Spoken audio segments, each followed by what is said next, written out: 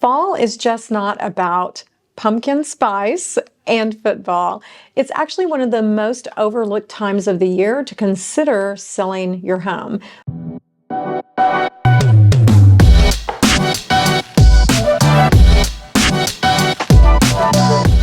Welcome to today's episode on how to real estate. What am I talking about?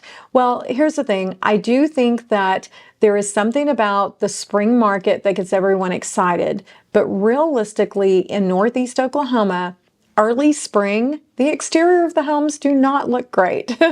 They're still pretty much dead and dull from the winter season, but fall is, by then you've got the lawn under control, you've got your mums out, and you've cleaned up all of those, messy things from the previous winter. So fall is a great time of the year as far as the way real estate looks. It photographs well, as long as you get in there and get those photos prior to all the leaves falling off. But it is definitely an overlooked season. Let me give you a quick market snapshot. So basically what happens in the fall is we have fewer homes come on the market.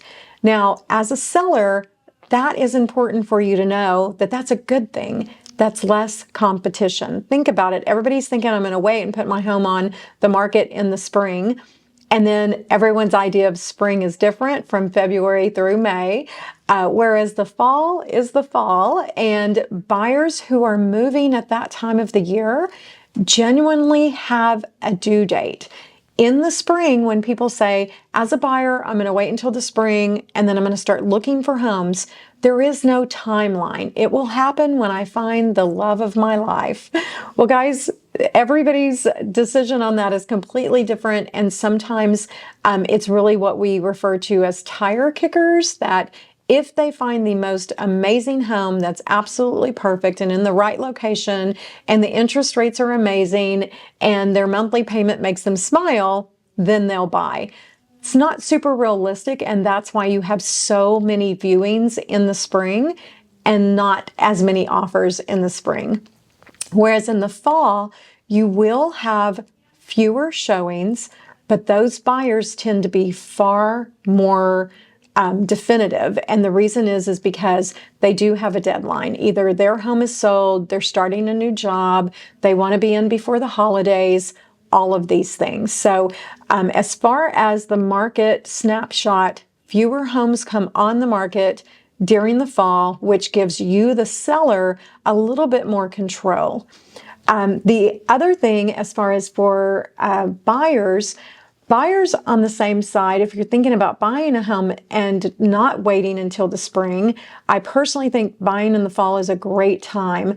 It's just a better season as far as moving. You're not going to have necessarily the intense weather that sometimes we go through in the spring. And exactly what we said with the sellers, there's going to be fewer buyers out there to be competing against. So that is going to be a good thing. You're not going to necessarily have multiple offers on every home that you look at, or that the home that just popped up online sold 3 days ago and you're just now seeing it. So that's one.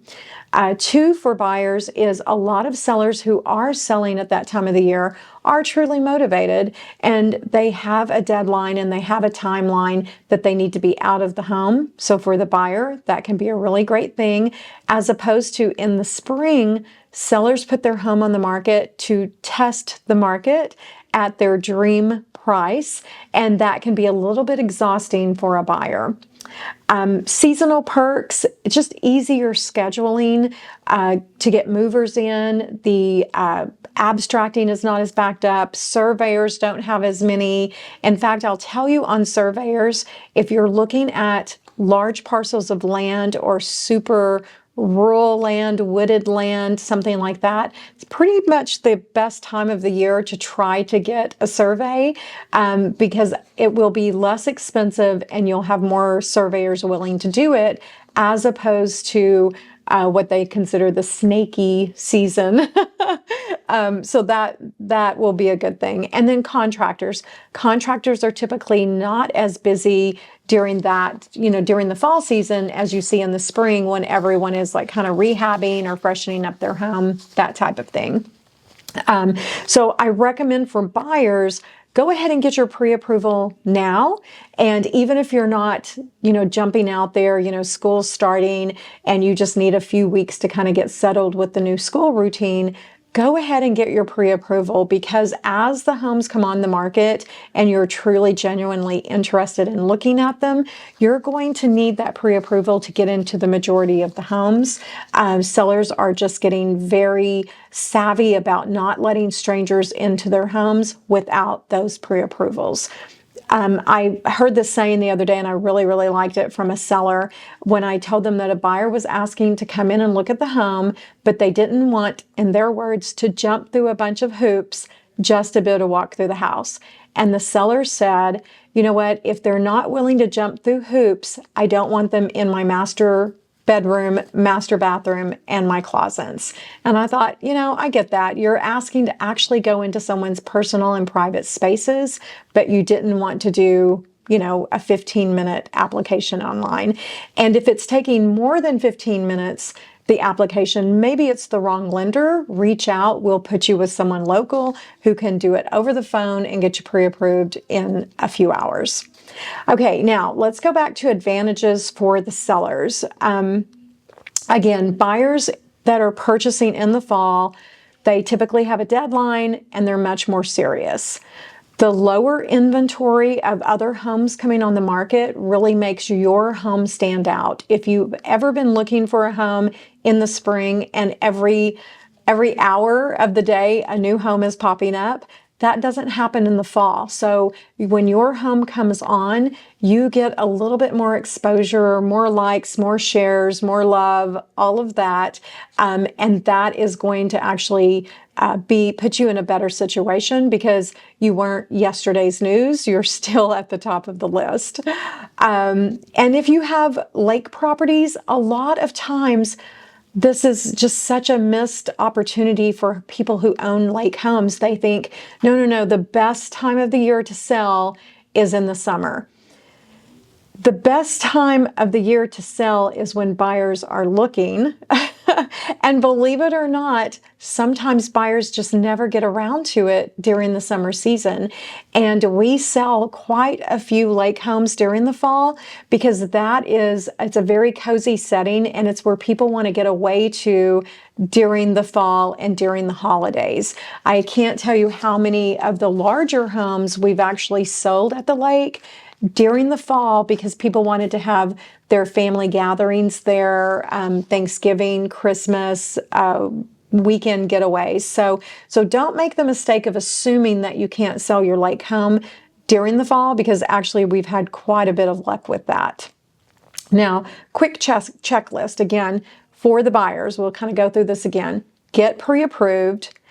Be ready to negotiate on terms and don't be so stringent on the perfection of the house. I understand that, the interest rates are high, even though we've had a little bit of a dip, and your house payments are going to be, typically at the top of your budget.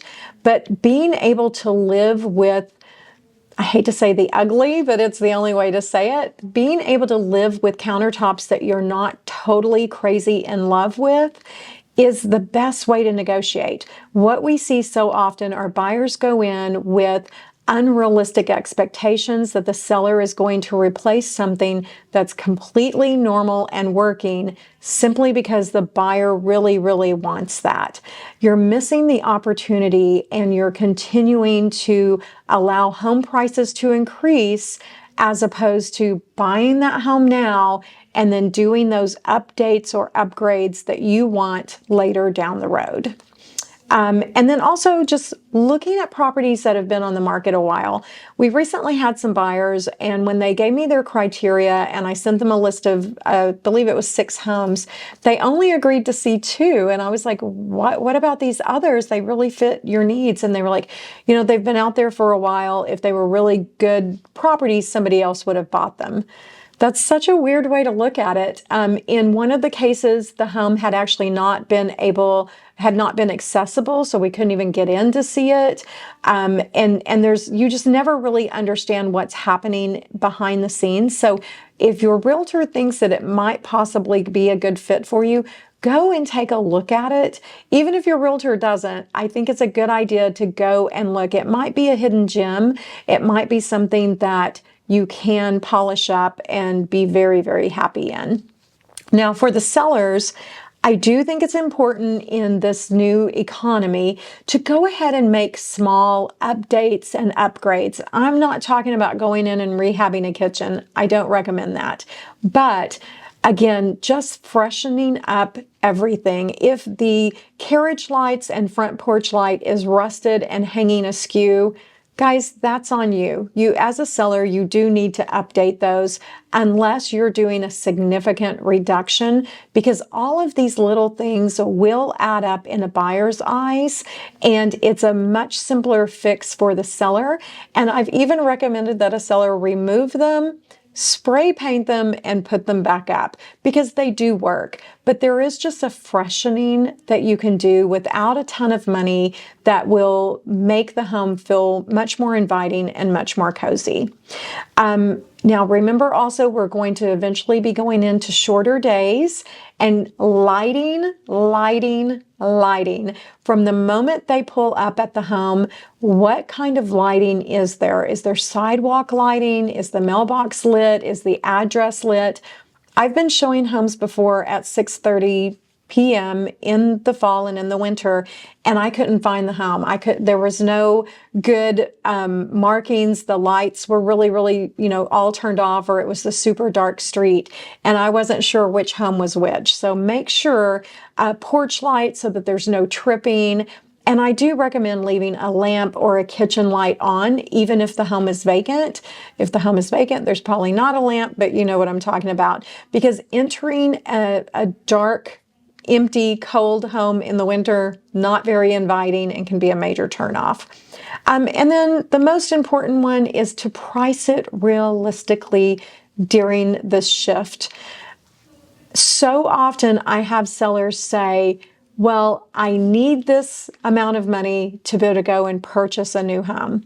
Now let's think about that. If you need $350,000 for your home to go and purchase the next home, but your home truly is only worth $325,000, now you're going to be a buyer to the next home. If that next homeowner wants you to gift them an additional $25,000 because the home they're buying is $400,000, are you willing to do that?